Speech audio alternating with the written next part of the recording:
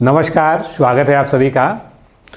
Uttar Pradesh PCS का prelims का result आ चुका है 2025 का, जिन लोगों ने पीसीएस दिया था, और काफ़ी सारे छात्र उसमें सफल रहे, बहुत से लोग असफल रहे क्योंकि मेरिट हाई गई है। इसलिए काफ़ी सारी बातें हैं जो आप लोगों के द्वारा पूछी जा रही हैं और मैंने भी सोचा कि एक वीडियो के माध्यम से आपके कुछ कन्फ्यूजन्स जो हैं उसको मैं क्लियर कर दूं और थोड़ा सा स्ट्रेटजिक डिस्कशन हम आज इस वीडियो में करेंगे कि 2025 में अगर आप सफल नहीं हो पाए हैं प्रीलिम्स में, तो आपको 2026 में किस तरह से सफलता के लिए नए सिरे से तैयारी शुरू करनी चाहिए और क्या बातों का ध्यान रखना है, क्या चीज़ें करनी है और क्या नहीं करनी है। ये डिफरेंस यहाँ पर बहुत ही ज़रूरी है जो आपको जानना है। हमारे समीक्षा अधिकारी बैच से, आरओ बैच से भी काफ़ी सारे बच्चों ने जो है मुख्य परीक्षा के लिए क्वालिफाई किया है। आप सभी को बहुत बहुत शुभकामनाएं। और जो नहीं क्वालिफाई कर पाए हैं, निश्चित रूप से वो कुछ ना कुछ अपनी कमियों पर काम करके नेक्स्ट एग्ज़ाम की तैयारी करेंगे, क्योंकि एक सतत प्रक्रिया है। हम असफलता के कारण जो है अपने आगे आने वाले भविष्य को बाधित नहीं कर सकते हैं। तो कई सारी जो है मिली-जुली प्रतिक्रियाएं रही इस रिजल्ट के बारे में। अब एक ट्रेंड देखने को मिल रहा है। जो मेजर डिस्कशन वाली बात यह है कि पहले क्या होता था, पहले कहा जाता था कि पद कम है तो मेरिट हाई जाएगी, कट ऑफ हाई जाएगी। लेकिन अब इसके विपरीत देखने को मिल रहा है। यूपी पीसीएस 2025 का जब विज्ञापन आया था तो बहुत कम पद थे और अंततः रिजल्ट जो है 900 से ज़्यादा पदों पर प्रकाशित किया गया, क्वालिफाई कराया गया। उसके बावजूद जो है मेरिट बहुत हाई गई, ठीक है। यहाँ तक कि गर्ल्स में भी जो है 90+ की मेरिट सुनने में आ रही है, बॉयज़ में तो उससे भी अधिक जो है। तो ऐसा क्या हो गया है वर्तमान समय में कि पद भी बढ़ रहे हैं, उसके बावजूद जो है मेरिट टच से मस नहीं हो रही है, मेरिट लगातार जो है हाई बनी हुई है। तो बहुत सारे कारण हैं इसके पीछे और उन कारणों में एक प्रमुख कारण ये है कि अब जो आपका कंपटीशन है वो ऐसे वर्ग से है, मतलब जो जेन जी की परिकल्पना की जाती है, जेन जी की जो बात की जाती है, तो एक ऐसे जो है पढ़ने वाले छात्रों के ग्रुप से आपका कंपटीशन है जो निश्चित रूप से फैक्चुअल में भी उस जो है बहुत आगे हैं। उनको तथ्यात्मक रूप से भी चीज़ें बहुत अच्छी तरह से याद रहती हैं और वो एनालिटिकल रूप से भी जो है बहुत ही तेज है। यानी दोनों ही चीज़ों का बहुत ही बैलेंस उनके पास दिखता है, क्योंकि पेपर का जो अब नया पैटर्न आप देख पाते हैं उसमें फैक्ट प्लस एनालिटिकल दोनों का ही जो है अच्छा मिश्रण होता है। यानी अब हम ये नहीं कह सकते कि हम केवल फैक्चुअल तैयारी कर लें या हम केवल एनालिटिकल तैयारी कर लें।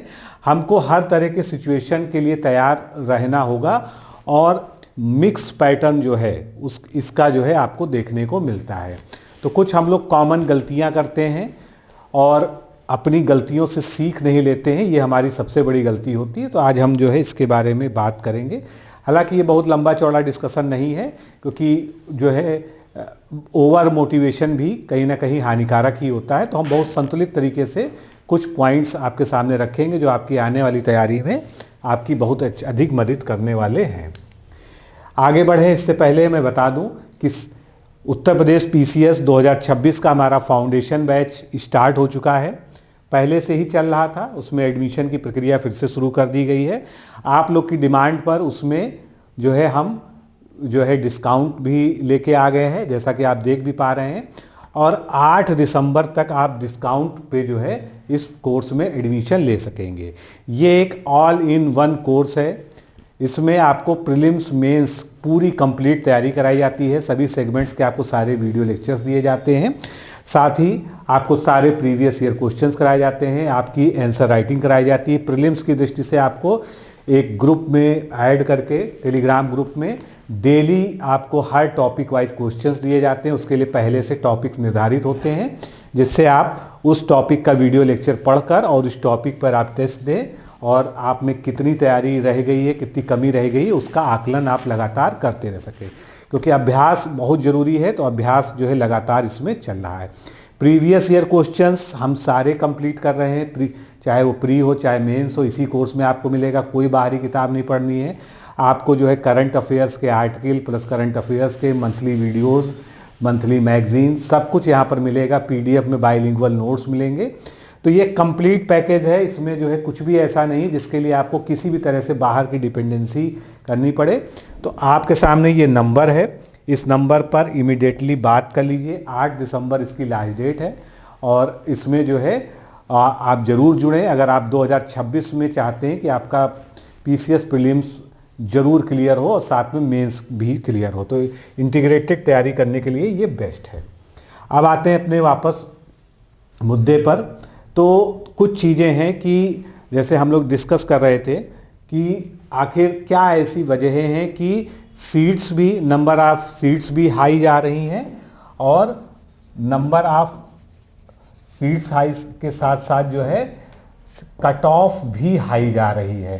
तो ये थोड़ा सा ऐसा लगता है कि जो एक स्थापित नियम है कट ऑफ के, वो कहीं ना कहीं से ब्रेक हो रहे हैं, क्योंकि सीट्स भी हाई जा रही हैं और कट ऑफ भी हाई जा रही है। जबकि पहले ऐसा नहीं होता था। पहले अगर सीट्स, नंबर ऑफ सीट्स बढ़ जाती थी तो कट ऑफ जो है तुरंत 2-4 अंक नीचे आ जाता था, लेकिन अब ऐसा बिल्कुल नहीं हो रहा है। तो इसके पीछे समझना ये होगा कि हमको जो अपना तैयारी है वो ऐसे लोगों के साथ हम कम्पीट कर रहे हैं कि हम अपनी ट्रेडिशनल तैयारी के पैटर्न को अगर नहीं बदलेंगे तो निश्चित रूप से जो है हम हर बार यही पछतावे के साथ रह जाएंगे कि हमारा प्रीलिम्स इस बार भी क्लियर नहीं हो पाया। तो इसके लिए जो है सबसे पहले आपको दोनों मेथडोलॉजी, जो हमारा बेसिक कोर कॉन्सेप्ट है कि हमको फैक्चुअल मतलब तथ्यात्मक और प्लस एनालिटिकल, और ये केवल इसी एग्ज़ाम के लिए नहीं, ये जो है समीक्षा अधिकारी जैसे एग्ज़ाम के लिए भी या आयोग की जो भी परीक्षाएं होती हैं सभी में अब ये जो है पैटर्न फॉलो हो रहा है। ठीक है, तो पहले तो हमको जो है जो हमने गलतियां की हैं उसका आकलन करना होगा। उसका आकलन हम कैसे कर सकते हैं? तो उसका आकलन के लिए अभी आपने जो लेटेस्ट पेपर दिया था वहीं से आप उसकी शुरुआत करिए। सबसे पहले उस पेपर को एक बार ध्यान से ऑफिशियल आंसर की से देखिए और क्या जो है सब्जेक्ट्स थे आपके, क्या टॉपिक्स थे जिनसे आपने सबसे ज़्यादा प्रश्न गलत किए हैं। ठीक है, क्या सीसैट में आपकी कमी रह गई है, क्या सीसैट की वजह से, क्योंकि 15 से 20% लोग ऐसे भी हैं जिनका फर्स्ट पेपर तो निश्चित रूप से क्लियर था लेकिन वो सीसैट की वजह से मात खा गए। क्यों? क्योंकि हम सीसैट को बिल्कुल भी इस पेपर का अंग समझते ही नहीं। हम ये मान के चलते हैं कि हमको 33% नंबर जो है इसमें लाने हैं, 33 क्वेश्चन सही करने हैं तो हम कर लेंगे, जबकि निगेटिव मार्किंग के कारण ऐसा पॉसिबल नहीं हो पाता है। तो जब तक आप सीसैट को इस पेपर का एक मेजर हिस्सा मानकर नहीं पढ़ेंगे, यानी आपको ऑब्जेक्टिव पेपर के साथ साथ जो है सीसैट की भी तैयारी एक साथ करनी पड़ेगी, तब आपका सीसैट क्लियर होगा। हाँ, ये जरूर है कि सीसैट में आप सभी जितने भी पोर्शंस हैं, जितने भी सब्जेक्ट हैं, उनको एक समान प्रेफरेंस ना देके आपके जो फेवरेट एरियाज़ हैं, आपका इंग्लिश अच्छा है, आपकी हिंदी इंग्लिश है, आपकी मैथ रीजनिंग अच्छी है, आपका जो है जो उसमें कम्युनिकेशन वाला पोर्शन पूछा जाता है अगर वो अच्छा है, तो इस तरह से आपको ये तय करना होगा कि हमको जो है कौन से जो है जो हमारे फेवरेट एरिया हैं उनको हम बहुत अच्छे से डीपली से पढ़ें, सारे प्रीवियस ईयर क्वेश्चंस उसके सॉल्व कर लें, और साथ ही साथ जो है हम जो बाकी एरिया हैं जिनमें आपको बहुत इंटरेस्ट तो नहीं है लेकिन उनके कम से कम प्रीवियस ईयर क्वेश्चंस, क्योंकि आप लगभग 10 साल से ऊपर के प्रीवियस ईयर क्वेश्चंस सीसैट के उपलब्ध हैं, तो कम से कम प्रीवियस ईयर क्वेश्चंस जो है आप उसके जरूर सॉल्व कर लें। पीसीएस हर साल होने वाली परीक्षा है, इसलिए इसकी तैयारी में कोई अनिश्चितता की बात भी नहीं। आप जानते हैं कि अभी जनवरी में कैलेंडर आ जाएगा, हो सकता है उससे पहले ही आ जाए, और उसमें अगले पीसीएस प्रीलिम्स की डेट भी तय होगी, जो कि संभावित रूप से मई या जून में जो है होने की प्रबल संभावना है। तो पहली चीज़ हमको अपना आकलन करना है। आकलन में हमको ये देखना है कि हमारे जो है सबसे ज़्यादा किस टॉपिक से, किस सब्जेक्ट से क्वेश्चंस गलत हो रहे हैं, निगेटिव मार्किंग का हमारे ऊपर क्या इम्पैक्ट है। ठीक है, उसके अलावा जो है क्या हमने एग्ज़ाम में क्वेश्चन पेपर को प्रॉपर तरीके से हम हैंडल कर पाए थे। हैंडल करने का मतलब ये है कि जितना रिक्वायर्ड था उतने टाइम में हम उसको अटेम्प्ट कर पाए थे, या हमने बहुत ज़्यादा छोड़ दिए, क्या हमने तुक्केबाजी ज़्यादा की। ठीक है, सभी चीज़ों को हमको समग्र रूप से सोचना होगा।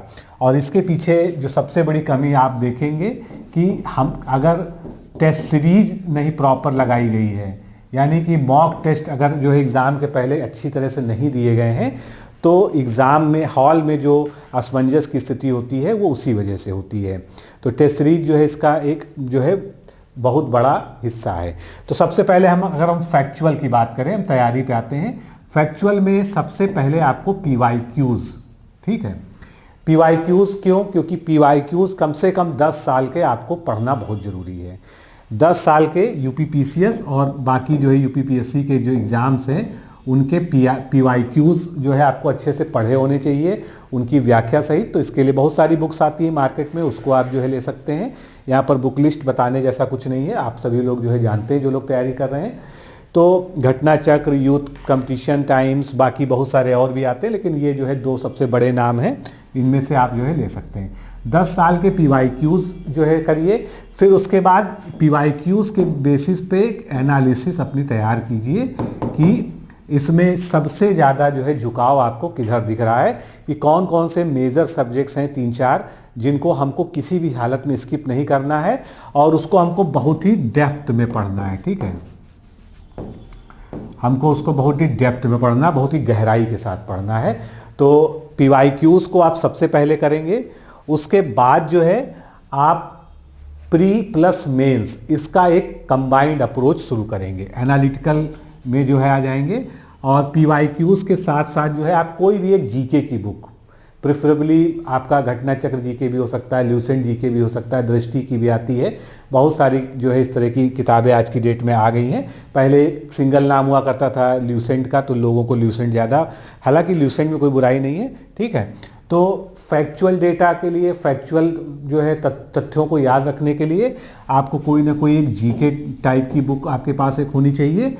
और इसके साथ ही आपको सारे प्रीवियस ईयर क्वेश्चंस कम से कम एग्ज़ाम तक ये मान के चलिए कि 3 से 4 बार आपको समय समय पर उसको रिवीजन करना है। जो अलग अलग घटना चक्र की बुक आती है उस तरह की अगर आप चाहें तो उसको ले लीजिए, तो आपका पूरा जो है कंप्लीट जो है फैक्चुअल वाला पोर्शन इन 2 चीज़ों से कवर हो जाएगा। इसके बाद आप जब भी PCS की तैयारी शुरू कर रहे हैं तो आप हमेशा मान के चलेंगे कि जो 6 पेपर मेंस के हैं और जो आपका प्री का जो सिलेबस है, ठीक है, इनको हमको एक कंबाइंड फ्रेम में पढ़ना है। हम ये सोच के कभी ना पढ़ें कि हम केवल पहले प्रीलिम्स की तैयारी करेंगे, फिर हम जो है अगर हम सफल हो जाते हैं तो मेंस की तैयारी करेंगे, क्योंकि इतना समय आयोग आपको नहीं देता है कि आप मेंस के 6 पेपर को उस दृष्टि से बाद में पढ़ पाए। PCS की परीक्षा ही ऐसी है कि ये अन्य जो है एक दिवसीय एग्जाम की तरह इसको तैयारी नहीं कर सकते हम। तो प्री प्लस मेंस आपको हमेशा साथ लेके चलना होगा, तभी जो है आप अपना जो अल्टीमेट गोल है वहाँ तक पहुँच पाएंगे। तो पहले आपको सबसे पहले मेंस के सिलेबस में वो एरियाज़ आपको पहचानने होंगे जो जिसके मेंस के 6 पेपर हैं, कि जो डायरेक्टली कनेक्टेड हैं प्रीलिम्स से, ठीक है, डायरेक्टली कनेक्टेड हैं, जैसे यूपी स्पेशल हो गया, ठीक है, हिस्ट्री है, ज्योग्राफी है, बाकी जैसे वर्ल्ड हिस्ट्री है, आप जानते हैं वो प्री में नहीं आती है, बहुत रेयर कोई क्वेश्चन उससे आ जाए, ठीक है, एथिक्स है वो प्री में नहीं आता है। तो आपको अपनी स्ट्रेटजी इस तरह से बनानी है कि पहले हम जो है मेंस और प्री के जो कॉमन टॉपिक्स हैं, ठीक है, जो दोनों में कॉमन है, उनको हमको पढ़ना है, अच्छे से पढ़ना है, ध्यान देके पढ़ना है। और उसके साथ ही साथ साइड बाय साइड हमको जो केवल मेंस के टॉपिक हैं उनको थोड़ा सा भले ही कम समय देकर, लेकिन उनको भी हमको लगातार थोड़ा थोड़ा पढ़ते रहना चाहिए। और इसके साथ में CSAT को आपको कम से कम 1 घंटा डेली देना होगा अभी से, ठीक है, क्योंकि CSAT अगर आप नहीं पढ़ेंगे तो आपका जो है केवल प्री अगर फर्स्ट पेपर के भरोसे रहेंगे और सेकंड पेपर गड़बड़ हो गया तब भी जो है वो संतुलन नहीं बनेगा। तो सबसे पहला चरण आपका ये है कि आप प्रीवियस ईयर क्वेश्चंस करिए, साथ में आप जो है जिस सब्जेक्ट का, जिस टॉपिक का प्रीवियस ईयर क्वेश्चन कर रहे हैं, मान लीजिए हिस्ट्री में हम एंशिएंट हिस्ट्री से शुरुआत करें तो हमने वैदिक सभ्यता पढ़ी, हमने सिंधु घाटी सभ्यता पढ़ी, तो हम जो है ल्यूसेंट जीके या उसके समकक्ष कोई भी बुक जो आप लें उसके साथ ही साथ आप उसको जो है पढ़ सकते हैं। ल्यूसेंट से आप जो है सिंधु घाटी सभ्यता और वैदिक सभ्यता तुरंत पढ़ लीजिए, ठीक है। तो आपका जो फैक्ट वाला है कि अगर मान लीजिए कोई भी चीज़ फैक्ट के रूप में छूट गई है तो आपका वो जीके की बुक से कवर हो जाएगा। तो ये हो गया। इसके बाद जो है अब उसको जो है मेंस के अप्रोच से पढ़िए कि मेंस और जो है मेंस में हिस्ट्री सेक्शन में इससे क्या पूछा जाता है, क्या क्वेश्चंस आते हैं, और साथ में छोटे छोटे क्वेश्चंस की आंसर राइटिंग भी करते चलिए। देखिए अभी जब हम करते हैं तो हमारा ज़्यादा झुकाव जो है, हमारा 65% झुकाव किधर होना चाहिए, प्री पे होना चाहिए, ठीक है। इसीलिए हम कह रहे हैं कि पहले कॉमन टॉपिक्स को हम कवर करेंगे जो प्री और मेंस में होंगे। उसके बाद जो है बचा हुआ जो 35% है जो मेंस वनली वाला होता है, हम उसको जो है साइड बाय साइड, उसके लिए हम समय अपना निर्धारित कर लेंगे कि 1-1.5 घंटा जो है हमको देना है। लेकिन प्रीलिम्स पे हमको 65% है तो 65% समय, 70% समय हमको प्रीलिम्स पे देना है। तो इस अप्रोच के साथ जब हम पढ़ेंगे कि पहले हम कॉमन वालों को बहुत अच्छे से पढ़ेंगे, जो हमारा प्री और मेंस दोनों में कॉमन है, वो हम कुछ टॉपिक्स छांट लेने हैं, वो सब आपको याद भी होगा अगर आप तैयारी कर रहे हैं। उसके बाद केवल मेंस वाले टॉपिक्स के लिए हम अलग से अपना एक जो है शेड्यूल बना लेंगे कि हमको 1 घंटा रोज, मान लीजिए 1 घंटे में हम जो है आधा घंटा एथिक्स पढ़ लेते हैं, वर्ड हिस्ट्री पढ़ लेते हैं, क्योंकि वर्ड हिस्ट्री से भी मेंस में भी क्वेश्चन बहुत ज़्यादा नहीं आते, रेयरली पूछे जाते हैं। तो आप ये देखिए कि प्री और मेंस के क्वेश्चंस पेपर की पहले एनालिसिस कर लीजिए, ठीक है। PYQ का मतलब है दोनों का। और ये देख लीजिए कि आयोग में मेंस और प्री में ऐसे कौन से टॉपिक्स हैं जो बहुत ज़्यादा पूछे जाते हैं, तो उनको आप जो है अपनी जो प्रायोरिटी लिस्ट में सबसे ऊपर रखिए उन टॉपिक्स को, उन सब्जेक्ट्स को। उसके बाद एक सेकेंडरी लिस्ट बनाइए जिसको आपको अभी कम समय देना है, क्योंकि वो मेंस ओरिएंटेड ज़्यादा हैं, उनको हम जो है साइड बाय साइड कवर करके चलेंगे। साथ में सीसैट और करंट अफेयर्स, ठीक है। करंट अफेयर्स तो निश्चित रूप से आपको 1 घंटा पढ़ना ही पढ़ना है, क्योंकि करंट अफेयर्स का फ़ायदा आपको जो है मेंस में बहुत अच्छे से मिलता है। प्री में तो अच्छे खासे उसका पूछा ही जाता है, 20-25 क्वेश्चन का एक एवरेज देखने को मिलता ही है, लेकिन उसका जो है जो मेंस में भी जो है आपको आंसर राइटिंग में उसका फ़ायदा मिलता है। तो जब हम एक कंबाइंड अप्रोच के साथ चलेंगे तब हमारा प्री और मेंस दोनों ही एक साथ चलेगा। तो हमको जो हम गलतियां करते हैं वो यही करते हैं कि या तो हम जो है सारा फोकस अपना प्री पे कर लेते हैं, सीसैट को छोड़ देते हैं, या सीसैट को भी ले लिया तो मेंस को बिल्कुल ही अवॉइड कर देते हैं। ऐसा नहीं करना है। दूसरी चीज़, हमको जो है एक साथ एनालिटिकल अप्रोच भी रखनी है, साथ में हमको फैक्चुअल अप्रोच भी रखनी है। हमको जो है दोनों का मिक्स करके एक साथ पढ़ना है, ठीक है। हम जो भी टॉपिक पढ़ें उसको ये दृष्टि से भी देखें कि अगर हमको इस पे आंसर राइटिंग करनी पड़ जाए तो क्या हमने सफिशिएंट कंटेंट पढ़ लिया है, और उससे जो है क्या क्या फैक्चुअल क्वेश्चन डायरेक्टली बन सकते हैं। एक जो है हमारा ये भी अप्रोच होना चाहिए जो हमको अच्छे से पता होना चाहिए। तो ये जो है एक स्ट्रेटजिक प्लान है। अगर आप अगले 5-6 महीना इस अप्रोच के साथ पढ़ेंगे, 60 से 65% फोकस अपना प्रीलिम्स पे करेंगे, प्रीलिम्स ओरिएंटेड कंटेंट पढ़ेंगे, बाकी 35 से 40% जो है आप 1-1.5 घंटा डेली मेंस अप्रोच को लेके भी चलेंगे, लेकिन चलना आपको साथ में ही है। और सीसैट को आपको बिल्कुल नहीं छोड़ना है। करंट अफेयर्स को अभी से पढ़ना है। करंट अफेयर्स को आपको लास्ट मोमेंट के लिए नहीं छोड़ना है। करंट अफेयर्स में हम तभी मात खाते हैं जब हम चीज़ों को लास्ट मोमेंट के लिए छोड़ देते हैं, क्योंकि तब जो है इतना प्रेशर हो जाता है कि करंट अफेयर्स बहुत ज़्यादा बल्कि हो जाता है और वो हमारा तैयार नहीं होता है। एक न्यूज़पेपर जरूर पढ़िए और उसके आर्टिकल्स भी पढ़िए। बीच बीच में हफ्ते में एक निबंध जरूर लिखिए, ठीक है, जिससे आपका मेंस की भी हो और साथ में मेंस के लिए निबंध भी तैयार हो सके, और आपका जो है आंसर राइटिंग के पर्पज़ से भी साथ में जो है उससे आपके प्री के करंट अफेयर्स का भी हो। तो जैसे आप दैनिक जागरण पढ़ सकते हैं। अगर आप थोड़ा सा ज़्यादा अच्छे से जो है एनालिटिकल पढ़ना चाहते हैं तो आप जो है द हिंदू अगर आप पढ़ने में सक्षम हो, या जनसत्ता एक संतुलित अखबार है हिंदी का, जिसमें फैक्ट भी अच्छे मिलते हैं करंट अफेयर्स प्रीलिम्स के लिए, और मेंस के लिहाज से आपको जो है आर्टिकल्स और संपादकीय बहुत अच्छे से मिलते हैं। तो ये जो है जब एक मिली जुली एक कॉमन सोची समझी रणनीति के साथ आप बढ़ेंगे, और आपका पूरा शेड्यूल पहले से डिसाइड होना चाहिए। आपको रैंडम नहीं पढ़ना है। आप पहले से तय कर लीजिए कि हमारे कौन से सब्जेक्ट्स वीक हैं जिन पे हमको ज़्यादा फोकस करना है इस बार। पिछली बार ये चीज़ें हमने छोड़ दी थी। और उसके साथ में अभी से आपको टेस्ट सीरीज, ठीक है, टेस्ट सीरीज मॉक टेस्ट जिसे आप कहते हैं, चाहे आप फुल मत लगाइए, आपके पास अगर आधी अवेलेबल हो, क्योंकि आपके पास कई सारी बुक्स होंगी, कई सारे सोर्सेज होंगे जहाँ पर टेस्ट होंगे, तो वो सारे टेस्ट जो है आप देते हैं। जैसे हमारा जो कोर्स है उसमें हमने ये व्यवस्था पहले से कर रखी है कि आप एक टॉपिक पढ़िए और जो है टेलीग्राम पे आपको उसका टेस्ट मिल जाएगा। आप एक टॉपिक पढ़िए, फिर हम टेलीग्राम में आंसर राइटिंग में उसके बारे में आंसर राइटिंग करेंगे। तो जो ये कंबाइंड अप्रोच है, ये हमने अपने बैच में इसीलिए विधिवत फॉलो करने का जो है संकल्प किया है। ठीक है, तो अब आपको एक चीज़ समझनी होगी कि क्या करना है क्या नहीं करना है। सबसे पहले आपको जो है जो करना है वो ये है कि PYQs जो प्री और मेंस दोनों हैं, इनके PYQs से पेपर को समझना है। ठीक है, और वो समझना कैसा है, अपने लिए समझना है, वो किसी को समझाने के लिए नहीं समझना है। आप जो है 10 साल के कम से कम पेपर्स की एनालिसिस करिए। ठीक है, उससे आपको जो है एक चीज़ समझ में आ जाएगी कि आयोग का जो है झुकाव किधर ज़्यादा रहता है, कितने तरह के क्वेश्चंस बनते हैं। कथन कारण वाले क्वेश्चन ज़्यादा बन रहे हैं, मैच मैचिंग वाले बन रहे हैं, कालानुक्रम वाले बन रहे हैं। तो इन सबको जो है करने के हिसाब से अपनी आप स्ट्रेटजी तभी तैयार कर पाएंगे जब आपकी PYQs से एनालिसिस कंप्लीट हो जाएगी। ठीक है, इसमें आपको 1 हफ्ते से ज़्यादा का भी समय लग जाए तो आप निश्चिंत होकर 1 हफ्ता दे दीजिए, क्योंकि ये आपकी तैयारी का बेस है।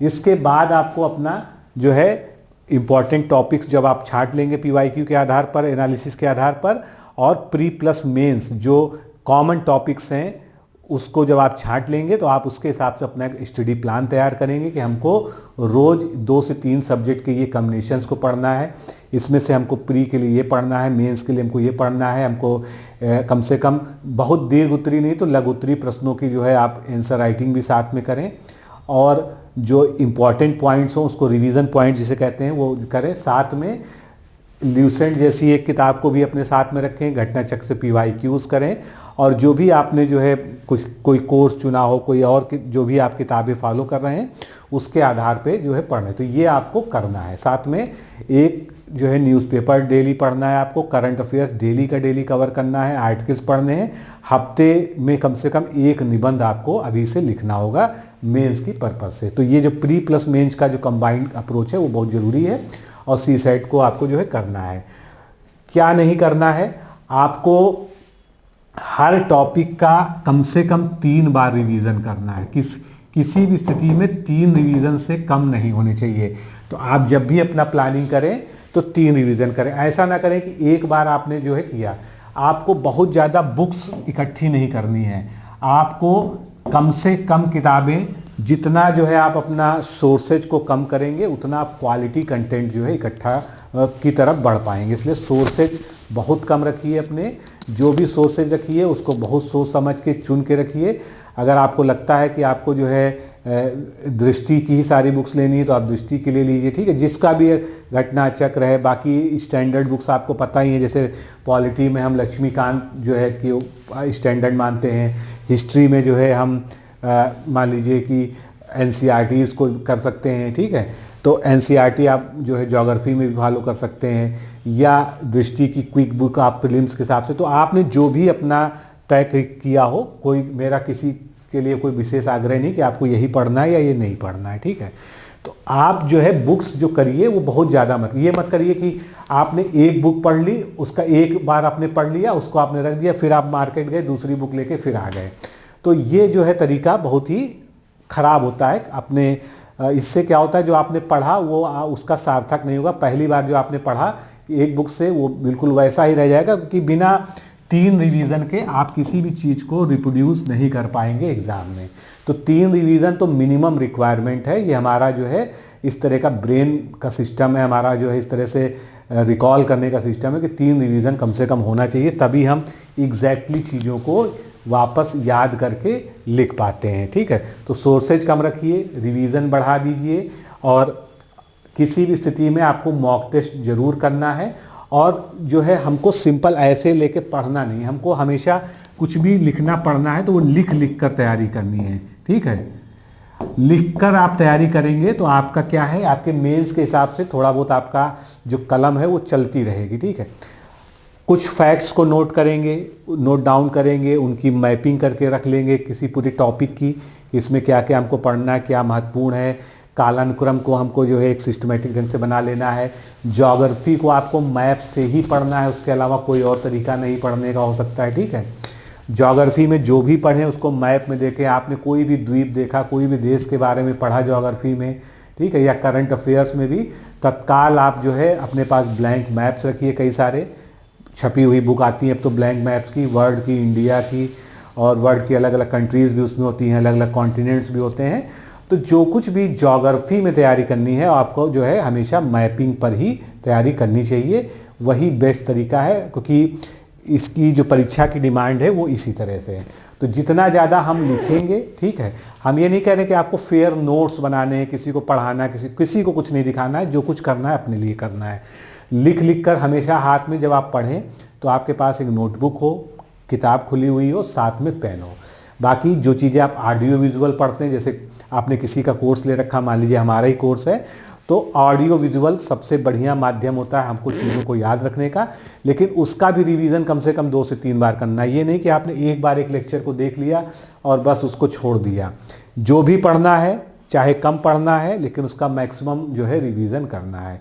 और मॉक टेस्ट जरूर लगाने हैं बीच बीच में रिवीजन के लिए, और जो मॉक टेस्ट लगाए हैं उनको भी रिवाइज करिए। यानी कम कंटेंट पढ़िए, कम बुक से पढ़िए, लेकिन उनका रिवीजन जो है बहुत बार करिए।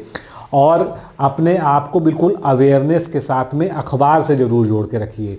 आप जो है टीवी में डिबेट्स देखिए, जो अच्छी डिबेट्स हैं, ठीक है, कुछ अच्छे चैनल्स को फॉलो करिए जहाँ पर करंट के टॉपिक्स पे डिबेट होती है या जो है नई जानकारियाँ देखने को मिलती हैं, ठीक है।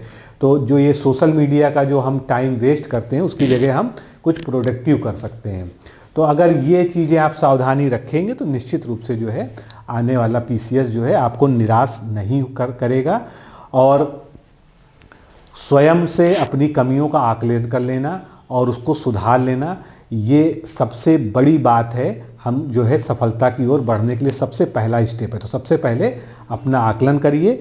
1-2 नंबर से रह गए हैं, कोई बात नहीं, ठीक है, सभी जो भी है, अब अपनी पूरी एनर्जी को वापस इकट्ठा करिए, फिर से एक संकल्प लीजिए जो है पूरी थॉट प्रोसेस डेवलप करके, और जो जो चीज़ें हमसे पहले छूट गई थी, हमसे कमी रह गई थी, चाहे रिवीजन में कमी रह गई थी, चाहे कुछ टॉपिक्स छूट गए थे, या पढ़ने में कमी रह गई थी, या हमने मॉक टेस्ट सॉल्व नहीं किए थे, या हम एग्ज़ाम पेपर के पैटर्न को बहुत अच्छे से समझ नहीं पाए थे, क्योंकि यहाँ पर मिक्स अप्रोच बहुत ज़रूरी है, प्री प्लस मेंस और एनालिटिकल प्लस फैक्चुअल का। इसके बिना जो है पीसीएस जैसा एग्ज़ाम बहुत ही टफ हो जाएगा, क्योंकि दिन पर दिन जो है नए नए जो है तरीके के क्वेश्चंस और नए नए तरीके के पैटर्न आप देख रहे हैं, ठीक है। बाकी आप अगर चाहते हैं कि जो है ये सारी चीज़ें आपको रेडीमेड उपलब्ध हो जाए, आपको अच्छे स्तरीय वीडियो लेक्चर्स मिल जाएं, बने बनाए नोट्स मिल जाएं, ठीक है, PYQs के वीडियोस मिल जाएं, जिससे आपको जो है घटना चक्र और इत्यादि रटनी ना पड़े, और साथ में आपको डेली आंसर राइटिंग कराई जाए, डेली क्वेश्चन, और डेली जो है आपको एक टॉपिक पहले से देकर उस पर जो है क्वेश्चन कराए जाए 25, 30, 35 क्वेश्चंस के। तो आप हमारे साथ जुड़कर पूरी समग्र तैयारी कर सकते हैं। इसमें यह है कि हम आपकी जो 50% मेहनत है वो पहले ही कम कर देंगे, एनालिसिस भी आपको नहीं करनी पड़ेगी, वो सब हमारी तरफ से पहले से तैयार है, ठीक है। तो ये जो है इसी उद्देश्य से प्रोग्राम बनाया गया है। 8 दिसंबर इसकी लास्ट डेट है। मैं और इस तरह से देखिए, ये जैसे ये जो है टेस्ट सीरीज का है, इस तरह से हम जो है पहले से टॉपिक निर्धारित कर देते हैं कि आज टेलीग्राम ग्रुप में इस टॉपिक पे टेस्ट होगा। आप उस टॉपिक का वीडियो देख लीजिए, नोट्स पढ़ लीजिए, और उसके बाद शाम को टेस्ट दीजिए। तो आपको एक आकलन हो जाएगा कि हम जो पढ़ते हुए चल रहे हैं क्या वो हम सही दिशा में चल रहे हैं कि नहीं चल रहे हैं। तो इस तरह से ये टेस्ट, करंट अफेयर्स के भी लगातार टेस्ट होंगे, करंट अफेयर्स के आर्टिकल्स मिलेंगे। बाकी जो है हमारा 21 नवंबर से ही मेंस आंसर राइटिंग का प्रोग्राम शुरू हो चुका है। जिन्होंने प्री क्वालिफाई कर लिया है वो मेंस के लिए हमारे साथ जुड़े। डेली आंसर राइटिंग हो रही है, ये नंबर्स आपको दिए गए हैं। इस तरह से हम मॉडल आंसर्स के साथ में पर्याप्त आपको मटेरियल भी दे रहे हैं और क्वेश्चंस की प्रैक्टिस करा रहे हैं, कॉपियाँ चेक हो रही हैं, और ये जो है पूरा इस तरह से हमारा एक शेड्यूल पहले से निर्धारित है। कोई भी हिडन एजेंडा नहीं है कि हम बाद में कुछ दे देंगे। जो कुछ है वो सब पहले से ही पता है कि आपको किस चीज़ पे क्या टेस्ट देना, क्या चीज़ कैसे जो है आपको मिलेगी। तो मित्रों, बहुत ज़्यादा आपका समय मैं नहीं लेना चाहता हूँ। जो मुझे चीज़ें लग रही थी कि आपसे बात करनी चाहिए कि बार बार जो ये असफलता है उसको, उस दुष्चक्र को कैसे तोड़ा जा सकता है, इतना आसान नहीं है जितना बोलने में आसान है, लेकिन अगर हम पूरे मनोयोग से और अभी से एग्ज़ाम का नोटिफिकेशन का इंतज़ार ना करके, डेट आने का इंतज़ार ना करके, आज से अभी से अगर शुरुआत अच्छे से कर देंगे चीज़ों को समझ के, तो निश्चित रूप से जो है अगला पीसीएस जो है आपका ज़रूर क्लियर हो सकता है। तो अभी के लिए इतना ही। नमस्कार, धन्यवाद। क्या आप लोक सेवा आयोग उत्तर प्रदेश की ROARO परीक्षा में सफल होकर सचिवालय में समीक्षा अधिकारी जैसे प्रतिष्ठित पद पर चयनित होना चाहते हैं? क्या आपके पास व्यस्त दिनचर्या या व्यक्तिगत परिस्थितियों के कारण नियमित पढ़ने के लिए समय की कमी है, इसलिए एक दिन में आप 8 से 10 घंटे नहीं पढ़ सकते हैं? क्या आपका संकल्प है कि सचिवालय में समीक्षा अधिकारी बनना ही बनना है और आप उसके लिए सही मार्गदर्शन की तलाश कर रहे हैं? यदि आपके इन तीनों प्रश्नों के उत्तर हाँ हैं, तो आपकी खोज अब समाप्त होती है और आपके सपने को साकार करने के लिए आगामी समीक्षा अधिकारी परीक्षा की सुव्यवस्थित तैयारी हेतु डी-कोड एग्जाम लाया है अभ्युदय बैच। अभ्युदय बैच में आपको आगामी ROARO परीक्षा के प्रारंभिक और मुख्य परीक्षा के पूरे पाठ्यक्रम को अभी से एक साथ बहुत ही बेसिक लेवल से video lecture, PDF notes, test series और उत्तर लेखन कार्यक्रम के माध्यम से पूरे विस्तार से पूर्ण कराया जाएगा। हमारे अभ्युदय बैच की सबसे बड़ी विशेषता है कि इसमें साप्ताहिक टारगेट्स के अनुसार कम से कम 5 घंटे भी पढ़कर कोई अभ्यर्थी पूरा पाठ्यक्रम अच्छे से तैयार करके परीक्षा में सफलता अर्जित कर सकता है। अभ्युदय बैच में अनुभवी और समर्पित शिक्षकों द्वारा आधारभूत मानक पुस्तकों एवं स्रोतों पर आधारित पाठ्य सामग्री उपलब्ध कराई जा रही है, जिससे पाठ्यक्रम को सभी आयामों से कवर किया जा सके। इस बैच में पाठ्यक्रम को इस विस्तार से पढ़ाया जा रहा है कि इसमें प्रवेश लेकर आप न केवल ROARO परीक्षा बल्कि अन्य कई समकक्ष परीक्षाओं को भी एक साथ ही टारगेट कर सकते हैं। यानी इस परीक्षा के पाठ्यक्रम में सम्मिलित सामान्य अध्ययन, सामान्य ज्ञान, सामान्य हिंदी व्याकरण, रीजनिंग, मैथ, हिंदी आलेखन, निबंध आदि के विस्तृत अध्ययन से आप पूर्ण आत्मविश्वास से किसी भी परीक्षा में सफलता प्राप्त कर सकते हैं। उत्तर प्रदेश की PCS प्रारंभिक परीक्षा में भी इस बैच को पढ़कर सफलता प्राप्त की जा सकती है। इस बैच में निर्धारित लक्ष्य के अनुसार एक सप्ताह में मात्र 18 से 20 वीडियो लेक्चर देखने होते हैं, जो आप प्रतिदिन 4 से 5 घंटे का समय निकालकर आसानी से पढ़कर तैयार कर सकते हैं। ये बैच ऑनलाइन जरूर है, परंतु इस बैच में छात्रों और शिक्षकों के बीच सीधे संवाद के लिए प्रक्रिया निर्धारित है, जिससे अभ्यर्थी अपनी शंकाओं का व्यक्तिगत समाधान प्राप्त कर सकते हैं। आपके संकल्प को सिद्धि तक पहुंचाना ही अभ्युदय बैच की आधारभूत संकल्पना है। हमारा ये आत्मविश्वास संस्थान के 5 वर्षों की कठिन साधना की परिणति है। डी-कोड एग्जाम संस्थान अपने 5 वर्षों के सफर में ROARO परीक्षा में 45 से अधिक चयन सुनिश्चित करवाकर एक विश्वसनीय संस्थान के रूप में विख्यात है। इसलिए बिना किसी संशय के पूर्ण विश्वास के साथ आप भी हमसे जुड़कर अपनी सफलता का नया अध्याय लिख सकते हैं। इस बैच से जुड़ने के लिए हमारे संस्थान के नंबर 8604409201 अथवा 9506742546 पर व्हाट्सएप या कॉल करके बैच की पूरी जानकारी प्राप्त की जा सकती है। अभी 500 शुरुआती छात्रों को विशेष छूट भी प्रदान की जा रही है, इसलिए इस अवसर का लाभ उठाने के लिए अतिशीघ्र प्रवेश लेकर अभ्युदय बैच से जुड़े। प्रवेश के लिए अभी संपर्क करें और शुल्क में छूट प्राप्त करें।